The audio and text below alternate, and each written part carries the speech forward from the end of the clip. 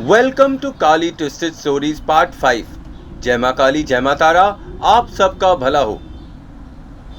अरे कौन है वो? कौन है वो इतनी भीड़ लगाए हुए है? माँ काली के मंदिर के बाहर काफी भीड़ लगी हुई थी। बौमा बाबा कर कर कर पुरुषोत्तम दास जी को बुलाया जा रहा था।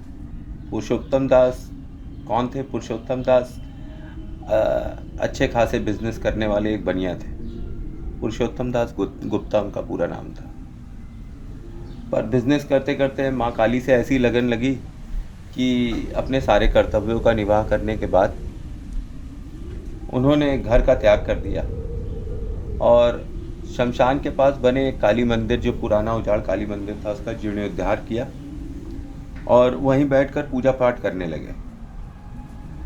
और कालांतर में जो आस पड़ोस के लोग थे वे उनके पास आके उनका प्रवचन सुनते और आशीर्वाद प्राप्त करते। और जिन चीज़ों का लोग पैसा दे रहे थे बाहर, वो वहाँ पे उनको फ्री में सही कर देते। कोई बीमार होता तो उसके सर पर हाथ रख देते, मंत्र पढ़ते तो सही हो जाता। कोई दुखी होता तो उसका दुख दूर करने की बातें करते, सही मार्ग दिखाते। लोगों की भीड़ दिन दूनी रात चौगुनी बढ़ने लगी और आस पड़ोस के ब्राह्मण, पंडित, वाम मार्गी तांत्रिक, उनकी दुकानें बंद होने लगी। सब लोग बोलने लगे कि जब वहाँ फ्री में काम होता है तो तुम लोगों को पैसा क्यों दिया जाए।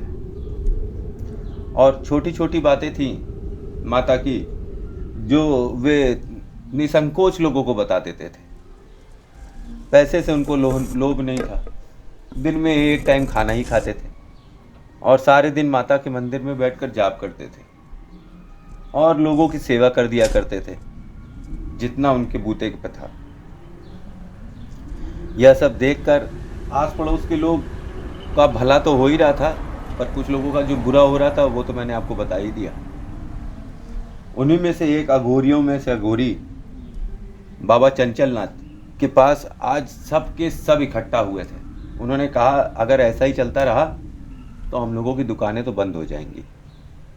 चंचलनाथ जी, आप हम सब में सबसे ज़्यादा सिद्ध हैं और ये ढकोसलेबाज बनिया वहाँ बैठा हुआ है, फालतू की बातें कर कर कर लोगों को हमसे दूर कर रहा है। भक्तों को हमारे मंदिरों से दूर कर देता है, भक्तों को हमसे दूर कर देता है। हमारे यहाँ तो पैसे पैसे के लाले पड़ने लगे और खुद साला पैसा लेता नहीं है। दूसरों को पैसा लेने नहीं दे रहा है और खुद ले नहीं रहा है। इस तरह चलता रहा तो हम लोग भूखे मर जाएंगे। आप कुछ करिए। तो अघोरी ने कहा कि ठीक है, आज अमावस की रात है और कयामत की रात है। मैं आज ही मंत्र उच्चारण से इस दुष्ट बामा बाबा का अंत कर दूंगा। तुम सब लोग निसंदेह, निसंकोच और निश्चिंत होकर जाओ। बस इतना करना कि जब मैं उसको मार डालूं तो उसके वजन के बराबर मुझे सोना दान कर देना। ये कर सको तो आज रात मैं उसका वारा न्यारा कर दूंगा। सब लोगों ने आपस में राय मशवरा किया और कहा कि ठीक है, उसके वजन के बराबर सोना हमने आपको दिया, पर उसके लिए 110% आपको उसका वध करना होगा। तो कहा तुम लोग निश्चिंत होकर जाओ। रात के 12 बज रहे थे। चंचलनाथ ने अपने योग मंदिर में, अपने हवन कुंड के सामने एक चिर परिचित प्रेत मुद्रा में आवाहन करना स्टार्ट किया। आवाहन करते ही एक योगिनी प्रकट हुई। बोली, चंचलनाथ किस लिए याद करते हो मुझे? कहा, माता एक काम है। एक लड़का है यहाँ मंदिर में बैठा हुआ है, उसको उठाकर यहाँ ले आओ। योगिनी ने कहा ठीक है चंचलनाथ, मैं करती हूँ। कहकर वो योगिनी अंतर्धान हो गई। इधर मंदिर में बौमा बाबा माता के चरणों में गद्दा बिछा के सो रहे थे। खट खट की आवाज से उनकी नींद खुली। आवाज आई धीरे से, दरवाजा खोल, मैं तुझे लेने आई हूं। बामा बाबा उठे और बोले, कौन? फिर उसी तरह से आवाज आई, दरवाजा खोल, मैं तुझे लेने आई। बामा बाबा ने हल्की लाल रंग की बल्ब की रोशनी जला रखी थी मंदिर में। रात में वो यही रोशनी में सोते भी थे और उनको यही पसंद भी था, और वो कहते थे कि माँ को भी लाल रंग की रोशनी पसंद है। उन्होंने धीरे से दरवाज़ा खोला तो बाहर बड़ी बड़ी आंखों वाली एक और, जो उसी तांत्रिक की योगिनी थी जिसने बामा बाबा को लेने के लिए इस योगिनी को भेजा था। बड़ी बड़ी आंखें फाड़ कर देख रही थी और बोली, चल मेरे साथ, तुझको चंचल नाथ ने बुलाया है। तो सामने बामा बाबा थे, उन्होंने हाथ जोड़ा और कहा, अरे मौसी, अरे मौसी तुम आ गई, आओ मौसी, माँ ने तुम्हारे बारे में बताया था। बैठो बैठो मौसी, मैं चलता हूँ, बस 2 मिनट चलता हूँ। तुम ये बात ख़त्म कर लो तो फिर मैं चलता हूँ। तो कहा, पक्का? तो कहा, हाँ। अब योगिनी जो थी वो कई दिनों से भूखी भी थी, क्योंकि चंचलनाथ बहुत कम ही भोग लगाता था, और जब उसको ज़रूरत होती थी तभी भोग लगाता था। तो योगिनी ने कहा, भूख भी लगी है, भोजन कर लेने में कोई दिक्कत नहीं है, भोजन करके चलूँगी। जैसे ही भोजन ख़त्म होगा, अगले ने वचन दिया है कि वो चलेगा तो चलेंगे। ऐसे कर कर योगिनी वहीं बैठकर भात खाने लगी, और बामा बाबा अपना कपड़ा पहनने लगा।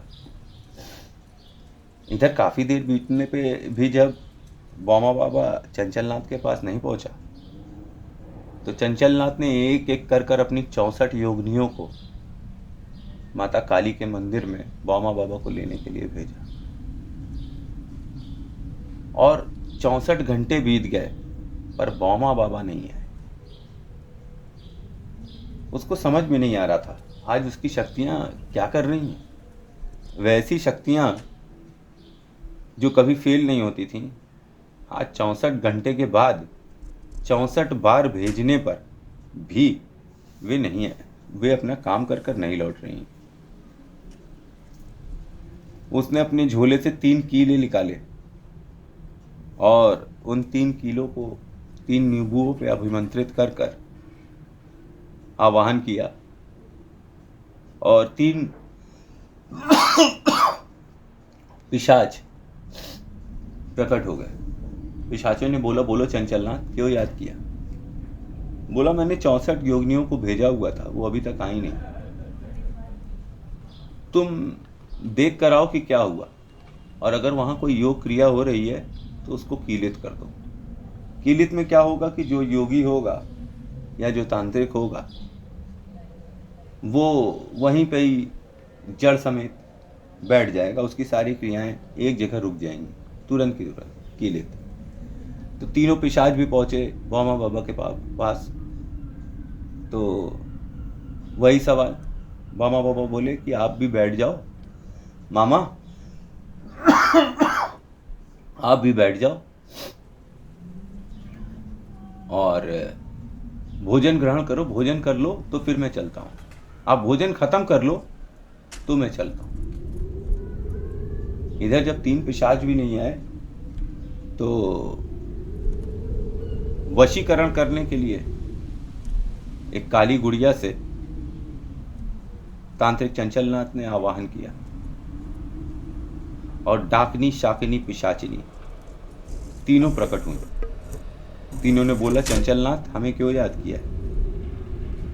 चंचलनाथ ने बोला कि योगिनी भेजी और पिशाच भी भेजे और कील भी भेज दिया है, लग रहा है कोई बड़ा झटका हो रहा है। आप लोग जाकर सबको वश में कर लें और उनको फिर मेरे वश में कर दें, यही मेरी इच्छा है। शाकिनी, डाकिनी, पिशाचिनी तीनों काली माता के मंदिर पहुंची तो दरवाजे पे बामा बाबा 3 थाली लिए बैठे हुए थे। कहे मौसी भोजन कर लो तो चलता हूं। बामा बाबा बच्चों की तरह ताली पीटते हुए बोलने लगा, मौसी मौसी मौसी खाना खा लो फिर चलूंगा तुम्हारे साथ। उन तीनों ने भी खाने की थाली देखी और कहा बड़ी भूख लगी है, चलो खा लेते हैं। बोले हमें खिला क्या रहे हो?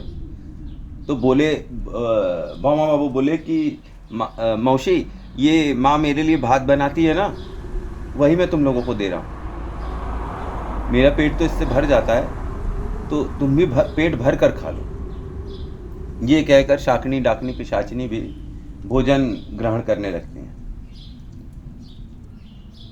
जब 128 घंटे बीत जाते हैं तब चंचलनाथ सोचता है खुद चलकर क्यों ना देख लिया जाए, क्या दिक्कत क्या है, मेरी शक्तियाँ क्या झूठी हो गई हैं?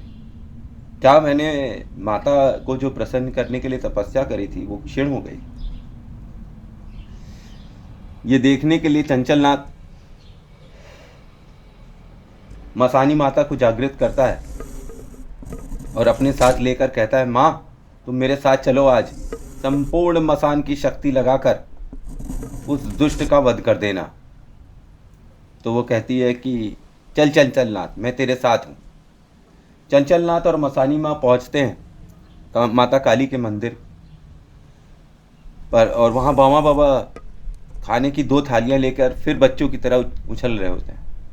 कहते हैं भाई तुम और माता जी दोनों जन खाना खा लो, फिर तुम लोग जहाँ कहोगे मैं वहाँ चलूँगा। तुम अपना पेट भर कर खा लो फिर चलते हैं। इतनी देर तक जाप करने से और उच्चारण करने से भूख तो लगी जाएगी। चंचलनाथ को भी भूख लगने लगी और मसानी माता को भी। उन्होंने कहा ठीक है हम खा लेते हैं, फिर चलेगा ना हमारे साथ? तो कहा हाँ चलेंगे। और ऐसा कहने के बाद उन दोनों ने भी भोजन करना आरंभ कर दिया। इधर जब 1 हफ्ता बीत गया तो पता चला कि बाबा चंचलनाथ तो अपने घर पे है ही नहीं। अब अघोरी चंचलनाथ की चर्चा ये होने लगी कि वो गायब हो गए, गायब हो गए, गायब हो गए, गायब हो गए। और इधर मंदिर में भीड़ और बढ़ने ही लगी। लोगों ने एक बदलाव देखा मंदिर में। मंदिर के अंदर दीवारों पे 64 योगिनियों की तस्वीरें लगी हुई थी जिसमें वे भोजन कर रही थी। 3 पिशाचों की तस्वीर लगी थी जिस पे वो भोजन कर रहे थे। और तो और शाकिनी, डाकिनी, पिशाचिनी की भयानक तस्वीरों में वे भोजन कर रही थी। और एक तांत्रिक बैठा हुआ था जो शायद चंचलनाथ जैसा ही दिखता था, वो भी भोजन कर रहा था। आज 7 वर्ष बीत गए हैं इस बदलाव को हुए और ये बदलाव खत्म नहीं हुआ। माँ के प्रसाद से किसी की इच्छा भर ही नहीं रही है। बोलो जय माँ काली। कैसी लगी कहानी? अच्छी लगी?